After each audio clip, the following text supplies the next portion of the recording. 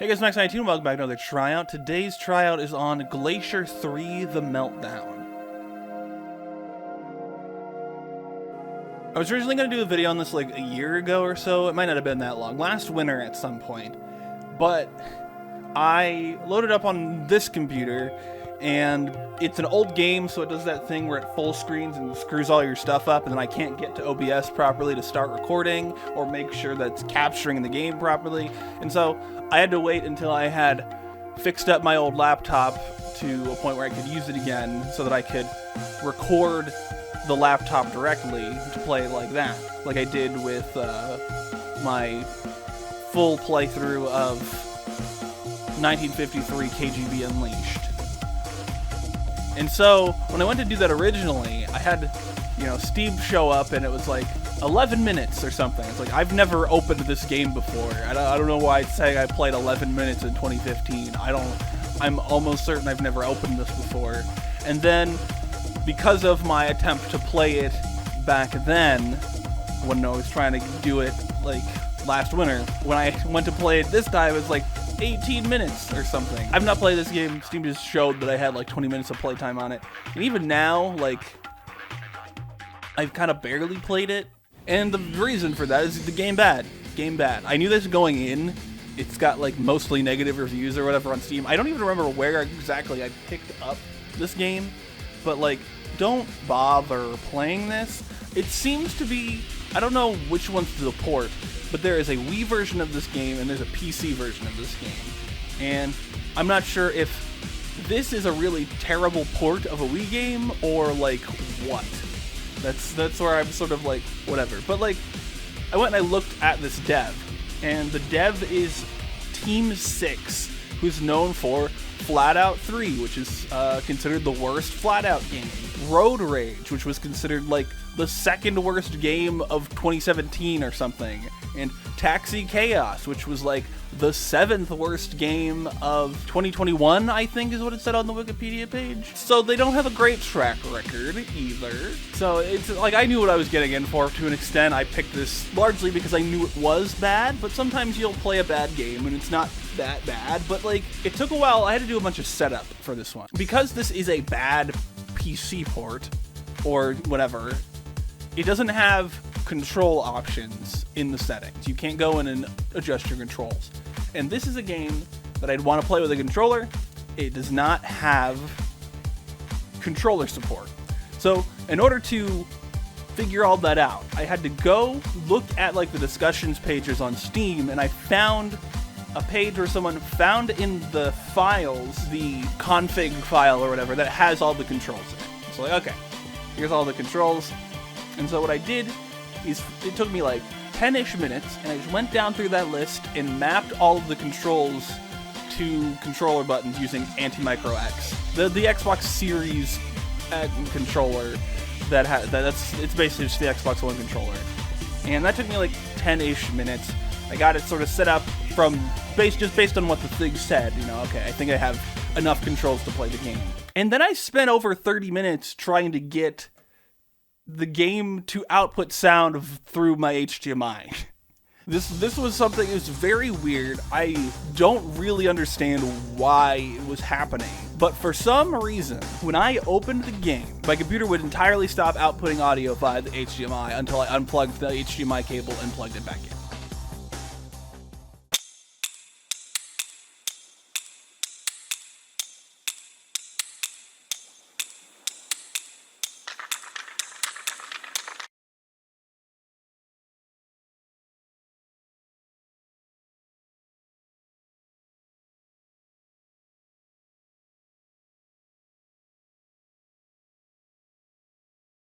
And so this took me 30 minutes to figure out, at least 30 minutes to figure out literally what's the issue, why is it happening, and figuring out, okay, what can I do to make it work. So there was a couple times where I got it to work. One of the times I swapped it to being, an extend display, but the issue was, instead of being on the display that I was outputting to via HDMI, it was on the laptop. So I got sound, but I didn't have the visual. And then I switched it around so that I would definitely get the visual on the right monitor. And then eventually I just went back to duplicating displays. And the way that I fixed it was that I opened the game, unplugged the HDMI cable, and as the game was opening, I plugged the HDMI cable back in. And that seemed to be how I could get it to output audio over HDMI. Now, I have some complicated sound stuff set up. It's not especially complicated. I've used Voicemeeter for a variety of things on both this computer and my old laptop. So I wasn't going through Voicemeeter. Like I had to do so much troubleshooting to figure out what the audio issue was. And it just seems that when the game full screened, for whatever reason, it was switching something to make it so that it didn't want to output audio. And so I had to like plug it in as it was opening, and it's like, audio! I did it! Yeah! That was a bunch of time I wasted because this game is bad, and even like getting this controller set up, I got it to be where it was like playable, but the controls themselves are bad. Like the handling of all the vehicles, it's a racing game. I have not mentioned, it's a racing game. You drive vehicles, you know, that they're cars that shoot. You're going over like snowy environments. It's, you know, it's the week after Christmas as I'm putting this out. It's probably snowy. Talking about a snowy game, Glacier 3. You drive through snowy areas mostly. Some of them are like rocky areas, and you're battle racing. The car handling is pretty terrible. If you press either direction, your car goes from this to this, just like turning. It's like, okay, so, and you have to press forward. Even if I was using a keyboard, it would be forward. And you could have, I could have fixed that with changing the controls, but I didn't want to minimize the game and risk losing audio again. So any control issues that are on my part for not knowing the game enough to map the controls properly, I didn't try to fix because I didn't want to lose audio again. There are a lot of the listed controls, or at least some of the stuff that I mapped to the controller, that don't seem to do anything at all. Like, there is certainly things I could have remapped because in the controls it lists a RAM function. That RAM function doesn't seem to do anything. Like, I tried. One of those buttons honks the horn, in fact. So, I don't know. It was just really silly, and because of how the controls are listed, I ended up skipping a shoot button, which I should have mapped somewhere because there are 3 fire modes that the vehicle has. You need 3 separate buttons to activate them. So it's like, yeah, I was definitely handicapped by not being able to drop the sort of mines, which is what the button that I left out does. Is the mine dropping button. But the game is, I'd say, barely playable. I did, after several tries, get through the first 2 chapters, which are like sets of 4 races. But like, even so, there are 6 chapters, but those 6 chapters are just 12 tracks, and then the same 12 tracks mirrored. And instead of being like how it is in Mario Kart, where you do the regular tracks all the way through, and then you do the mirror tracks that's like a separate cup or whatever, the chapters are set up forward, reverse, forward, reverse, forward, reverse. It's not mirrored, it's literally reverse. You're just going back the way you came on the track. It's sure a choice to basically be like, okay, here you go, here's some races, cool. Did you like those? I hope you liked them, because we're going to do them again for chapter 2. And then that's the same thing for chapters 3 and 4 and 5 and 6. It's an interesting choice.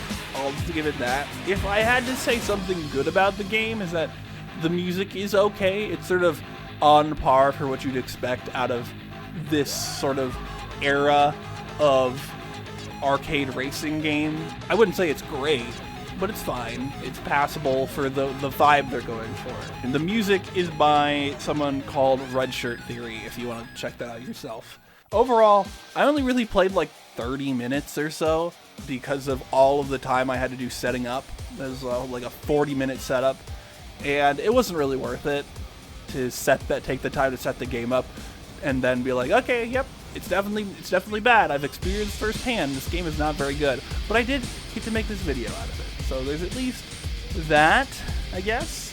Anyway, if you can't tell, this game fails its tryout. I uninstalled it like immediately. I think I have footage of me uninstalling it, so I'll put that in. I uninstalled it immediately. It's not good. Don't buy it. Don't even buy it because you think it's funny bad. It's not funny bad. It's just bad. I have a theory that maybe the Wii version doesn't control so bad because like you're using motion controls, I assume, and so it might not be as terrible to play. But like then you have to like dig out a Wii or a Wii U, and it's like, do you really want to do that at this point? It's what, almost 2023? Nah, you don't want to do that. Don't bother with Glacier 3 The Meltdown. It's not very good. And it kind of sucks to say that when you look at the credits and it's like a very small team, really. Like, they tried, I'm sure, but it just sucks. It's just not a very good game, and that's all there is to say about it. So that's the end of the video here. If you go to the description, find a link, Beacons.ai link. It's got all my stuff in it: Patreon, Bandcamp, Redbubble, etc. Click those links, see what you do in those places. Like the video if you like it, dislike if you didn't. Subscribe if you want to keep with us on other shows. Leave a comment. What do you think about? Have you played Glacier 3 The Meltdown for some reason? Leave your experience in the comment. Have you played any other games by the developer Team 6? Leave a comment with your experience. Share the video. Do the things. Anyway, thanks for watching. I'll see you next time. Bye.